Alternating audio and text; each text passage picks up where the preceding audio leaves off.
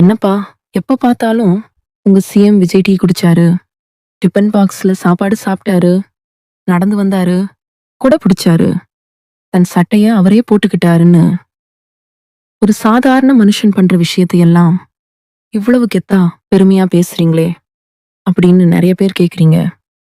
இதுக்கு என்னோட பதில் என்னன்னா, இதுக்கு முன்னாடி இருந்த தலைவர்கள் யாராவது இந்த அளவுக்கு எளிமையாகவும் மக்களோட மக்களாவும் இருந்து பார்த்திருக்கோமா?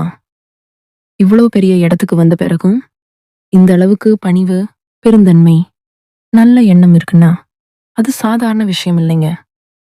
இந்த 3 விஷயமும் மத்தவங்களுக்கு இருந்திருந்தா அவங்களும் ஒரு நல்ல வெற்றியையும் மக்களோட அன்பையும் பார்த்திருக்கலாம். நேற்று ஒரு சுவாரஸ்யமான சம்பவம் நடந்துச்சு.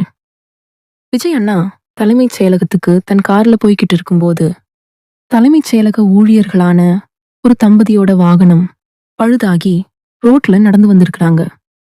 உடனே காரை நிறுத்தி அவங்கள ஏத்திக்கிட்டு போய் தலைமைச் செயலகத்துல இறக்கிட்டுட்டு அவரும் இறங்கி நடந்து போயிருக்காரு.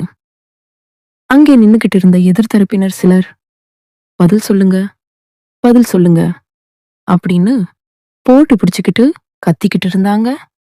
ஆனா விஜய் அண்ணா எதுவுமே பேசல.